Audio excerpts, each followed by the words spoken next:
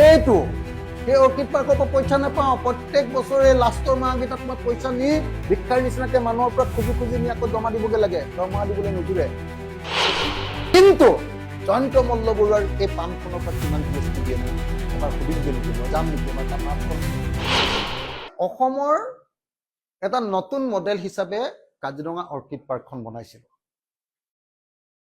অসমৰ চাগে আজিৰ দিনটোৰ আটাইতকৈ ডাঙৰ কোঅপাৰেটিভ ছ'চাইটিখন কাজিৰঙা অৰ্কিড পাৰ্কখন। উত্তৰ পূৰ্বাঞ্চলৰ আটাইতকৈ বেছি টুৰিষ্ট অহা জেগাটোৱে হ'ল কাজিৰঙা অৰ্কিড পাৰ্ক। উত্তৰ পূৰ্বাঞ্চলৰ আটাইতকৈ বেছি টুৰিষ্ট আহে।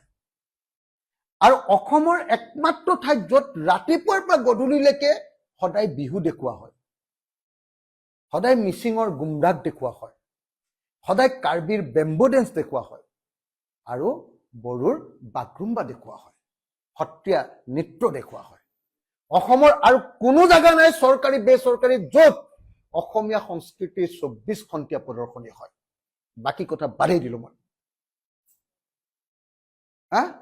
গোটেই অসমৰ হোটেলবিলাক ঘূৰি চাওক, কাজিৰঙা অৰ্কিড পাৰ্কৰ নিচিনা নিৰহি পানী অসমীয়া খাদ্য ক'ৰবাত পাব যদি মোক কওক। তাৰ পাছত এই অৰ্কিড পাৰ্কখনৰ বিৰুদ্ধে যে ইহঁতৰ কিমান অসন্তুষ্টি অভিযোগ, মই সেইকাৰণে সদায় কৈ থাকো বোলো অৰ্কিড পাৰ্কখন লৈ তহঁতি ভাবিছ চাগে মই তাৰ পৰা পইচা পাওঁ। অৰ্কিড পাৰ্কখনৰ পৰা পইচা নাপাওঁ। GST ফাঁকি মৰাটো বাদেই দিয়ক, দৰমহা দিবলৈকে পইচা নোজোৰে। প্ৰত্যেক বছৰে ছেপ্টেম্বৰ অক্টোবৰ আৰু আগষ্ট ছেপ্টেম্বৰ অক্টোবৰ এই 3 মাহৰ দৰমহাৰ কাৰণে মই ক'ৰবাৰ পৰা ধাৰ লৈ দিব লাগে, মই মোৰ পত্নীৰ পৰা লৈ দিব লাগে, মই মোৰ শুভাকাংক্ষীৰ পৰা লৈ দিব লাগে।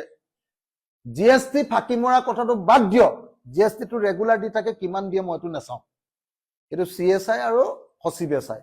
মোৰতো এইবাৰ পইচা পাতিৰ লগত সম্পৰ্ক নাই, মই না 1 টকা চুওঁ না 1 টকা খাওঁ। অৰ্কিড পাৰ্কৰ পইচা পাতিৰ লগত মোৰ কোনো সম্পৰ্ক নাই। মই চেয়াৰমেন, চহীটো কৰি দিব লাগে চহীটো কৰি দিওঁ, চেকখনত চহীটো কৰি দিওঁ।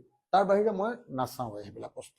খালি মই তাৰ ছাৰ্ভিচটো অসমীয়া মানুহৰ এটা অনুষ্ঠান যাতে পৃথিৱীৰ মানুহে ভাল পায় তাৰ কাৰণে মই চেষ্টা কৰোঁ।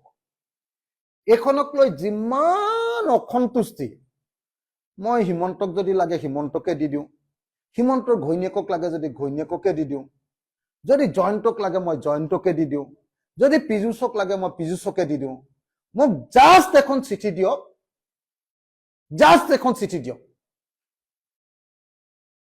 হিমন্ত বিশ্ব শৰ্মাই কওক যে এখন চৰকাৰক লাগে মই দি দিম, মোক লাগে হিমন্তক লাগে মই দি দিম, ৰিণিকীক লাগে মই দি দিম, জয়ন্তক লাগে দি দিম, জয়ন্তৰ ঘৈণীয়েকৰ নাম নাজানো বাৰু, তেওঁক লাগে মই দি দিম। মই এখনৰ পৰা পইচা নাপাওঁ নহয়। সিহঁতি ভাবি থাকে যে অখিল গগৈ ইমান যে হাল্লা হুলস্থুল কৰি থাকে অৰ্কিড পাৰ্কৰ পৰা পইচা পায়। গতিকে অৰ্কিড পাৰ্কত এটা ঝাটকা মাৰি দিও ই ঠাণ্ডা হৈ যাব। এইটো সেই অৰ্কিড পাৰ্কৰ পৰা পইচা নাপাওঁ। প্ৰত্যেক বছৰে লাষ্টৰ মাহকেইটাত মই পইচা নি ভিক্ষাৰ নিচিনাকে মানুহৰ পৰা খুজি খুজি নি আকৌ জমা দিবগে লাগে, দৰমহা দিবলৈ নোজোৰে। এটা কনচেপশ্যনটোত গণ্ডগোল আছে। আমাৰ অৰ্কিড পাৰ্কে ৰেগুলাৰ, কেতিয়াবা 15 দিন 10 দিন কেতিয়াবা GST দেৰি হ'ব পাৰে, বেলেগ কথা দিয়াটো, ৰেগুলাৰ GST পইচা দিয়ে। কিন্তু জয়ন্ত মল্ল বৰুৱাৰ এই পামখনৰ পৰা কিমান GST দিয়েনো এবাৰ সুধিমগে নেকি, মই যাম নেকি এবাৰ তাৰ পামখনলৈ। মনত আছেনে আপোনালোকক সেই যোৱাবাৰ যে দেখুওৱা পামখন? মনত আছে নাই? মানুহৰ মাটি, চৰকাৰী মাটি দখল কৰি যে বিৰাট ডাঙৰ যে গৰু পোহা যে গৰু চোৰকেইটাই গৰু পোহা যে পামখন, মনত আছেনে নাই? সেই পামখনৰ পৰা কিমান GST দিয়ে যাম নেকি, চাবলৈ যাব নেকি আপোনালোক মোৰ লগত? মই লৈ যাম আপোনালোকক, জয়ন্তৰ একদম পামত ভৰাই আনিম, আপোনালোকক ফাৰ্মত ভৰাই আনিম। সি কিমান GST দিয়ে দেখুৱাই দিব, আৰু আমাৰ কাজিৰঙা অৰ্কিড পাৰ্কত কিমান GST দিয়ে দেখুৱাই দিম তাক।